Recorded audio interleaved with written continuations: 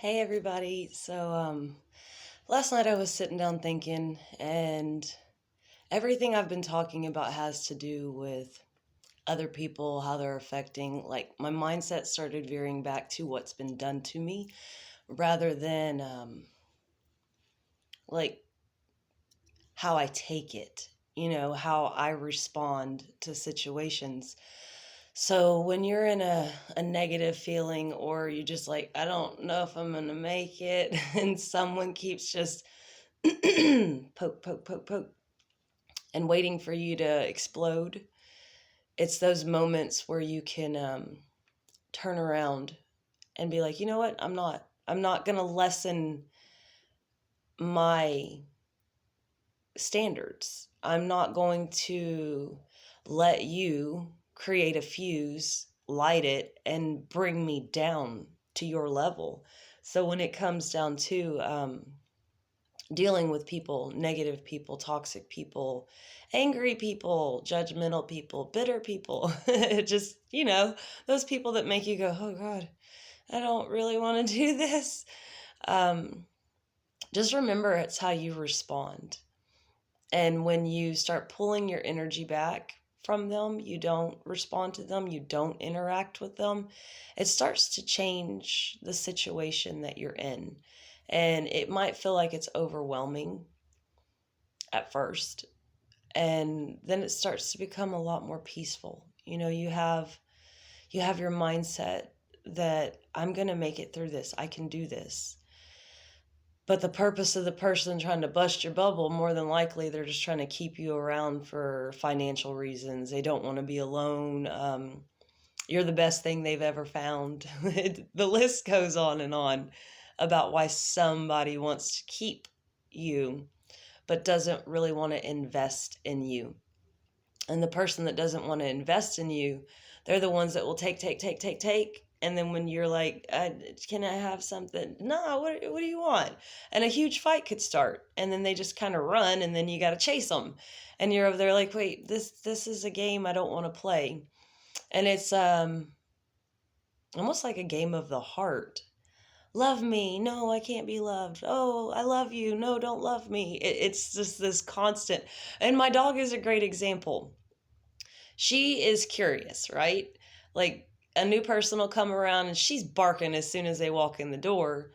And within 5 minutes, she's like going to put her nose on their leg, and they go to pet her, and she's like, yeah, I don't know you. Don't touch me. Don't touch me. And then when you're not looking, she'll come back and try to smell you, and same thing. Don't touch me. Don't touch me. And normally it takes her half of a day, or to fill somebody's vibe out. But she, like I said, she's a great example of a lot of times what we do to each other. And if you're in a point in a relationship where you find that you're not really talking, and then when you do, all these emotions pop up, and then you kind of make things work and it falls back apart, believe me, you're not alone. That we're all to a point that I'm sure most of us have been damaged by people we thought loved us, people that do love us. We just don't know how to accept their love language.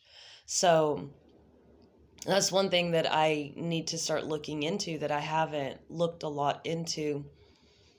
I know my love language is I'm a giver. I love to see people smile. I love to give things, but I have a hard time taking. So if I'm in a relationship with another giver, it's almost imbalanced, like we're not compatible because I'm not a taker. So these are things I'm working on, learning to let others give to me like I give to them, so we can all learn to share, right? But just don't give up. Don't think that love is not there for you, because we're all different in different aspects. And when we can learn to recognize that inside of one another, it actually helps us to understand ourselves better. So when I was laying in bed the other night, I was listening to music and writing, and it was really strange. The first thing that popped into my head was, you don't have to die to meet devils. The world is full of people that are negative, and when you're negative, you actually invite in evil spirits or demons to work through you. And a lot of times you don't even realize that you've changed, that you've succumbed to them, that you've become angry or bitter or whatever it is. But when you're open on a spiritual level, on a negative path, you don't realize what you're inviting in. Because one important thing to remember is evil entities cannot come into your home without your permission. Dracula was a great example of that. He couldn't just come into your home. You had to invite him in. And it's the same with these sucky butts, is what I call them.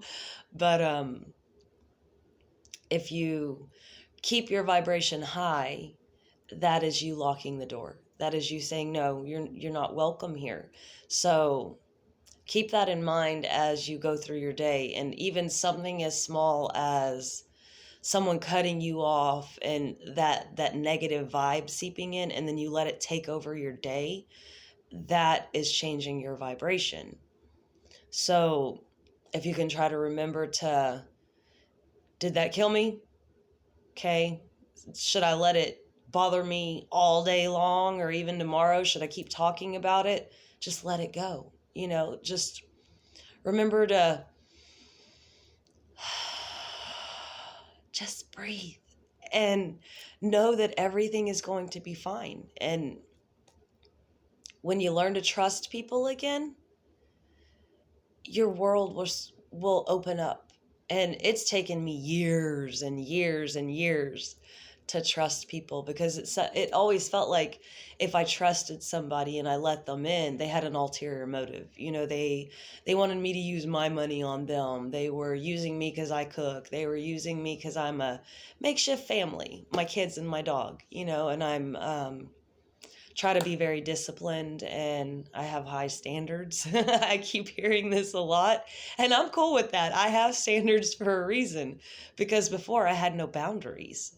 So when it was like, oh yeah, you want to shit on me? Come on over. Here's my face. You can wipe your feet. You can do whatever you want. I'm fine with that. I'll just wash it later. And it actually lessened my self-esteem, my self-worth, who I saw myself as. And it was really hard for me. And finally I started going back to the mirror and going, I love you. You're awesome. We got this. I'm not going to abandon you again. I'm here for you. I got you. And then when I felt alone, I would just look up and say thank you. And that gratitude that you give to God, the universe, your angels, ancestors, spirit guides, whoever it is, that you trust is on your side. When you show that gratitude, you'd be amazed at the flow that you open up. And when you stay in that, it's almost like winning the lottery a little bit each time. And you're going, wow, I didn't know it could get this good. And your self-esteem starts coming back. You pick yourself up easier. For years, I didn't wear makeup. And a lot of that had to do with my ex. I had dreadlocks for 12 years. A lot of that had to do with my ex.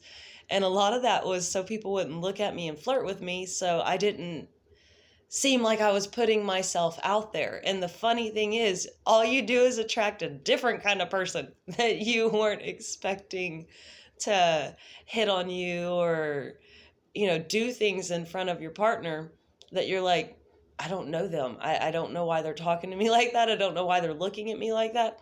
So I realized it didn't matter what I looked like. It was a matter of who I am. And I'm no longer hiding who I am. I'm a freaking light.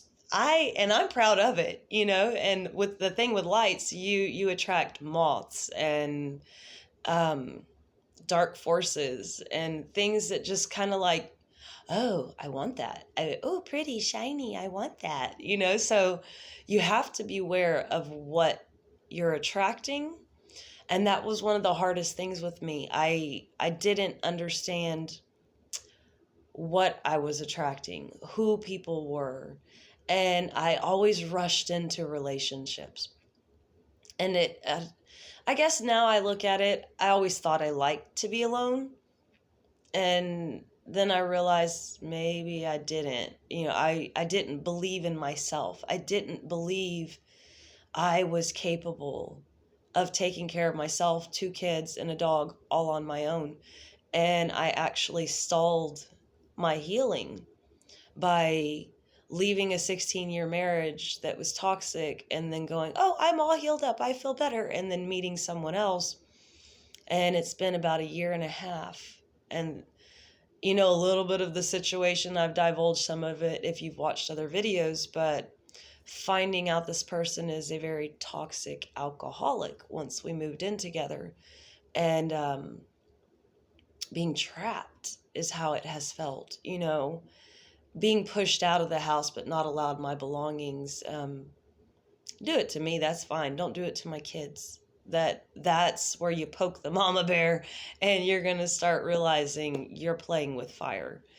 And now, instead of fighting back, I started using my thunker, and it's going to work a little differently now, to where this is me taking my power back and no, no, no, no, you're not going to tell me how I'm going to live my life. I've had to reassert myself to say, I have the right to change my mind. I have the right to make choices that benefit me. I have the right to cut people, places, or things out of my life that don't serve me. And this is a hard lesson that this individual is going to learn. And I had to learn it myself, though. So we're here on this planet, all of us, for a reason. Not the same reasons. I have learned mine is to share my story with you a little bit at a time, just a little bit at a time, and have a lot of you to understand that you're not alone, and life is a journey. It doesn't have to be a battle. You don't have to fight to survive. You can actually focus on the spiritual side of life instead of just the physical. And when you integrate the spiritual and the physical, you're working on two different bodies, one that you can see and then one that some people can feel. And rather they're good or bad people feeling you, it's that concept of chemistry. You meet somebody, right? And then you're like, dang, we hit it off, and you can't stop thinking about them. You want to be around them. You just want to hold their hand. You want a shirt so you can wear it and they're on you even when they're not around. That's chemistry. That's that gotta have, want to be, I like that feeling that you give me. So, like I said, there's good people and bad people that want to feel you. They want to be in the groove with your life. But the thing is, as they're around you, they start getting these little blessings. And I've watched that as well. I've watched my ex getting raises and things like that. And I'm over here like, but I'm doing the spiritual work. I don't understand how this person that is mistreating me is getting gifted. But it's almost to make them become arrogant, for them to believe, oh, see, I'm better than you, and start saying things to you to bring you down. And if you let that transpire, if you let that person actually bring you down, you're basically giving them your power. So then they will continue to benefit from you being around, from the work that you're doing. And the only thing you can do to get back your power is to separate your energy from theirs. And I'm still working on moving out of the house, so I won't even say that you have to completely leave the location, but this is something that is being pushed on me, is a change, that it's time to find a healthier environment, create a healthier environment. And the final step in that is to say, you know what? I'm just gonna move myself over here.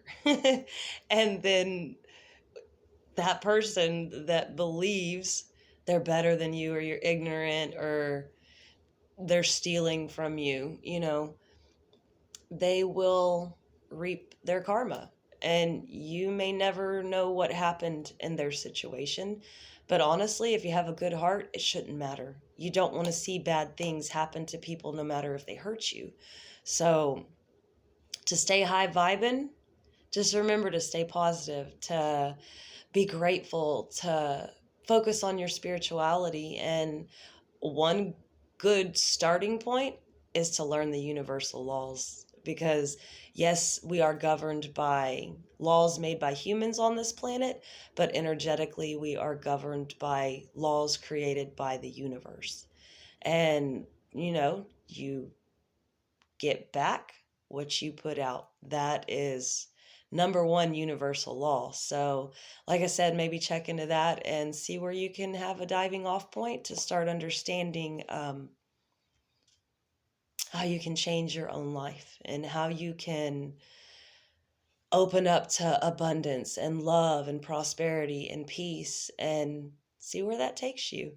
It's not just 1 second, it's not just a practice, it is a practice that becomes a habit, that becomes a lifestyle. So, hopefully, you're ready to start creating habits that will create a better lifestyle. And sending love and light to all of you, and peace as usual, and talk to y'all later.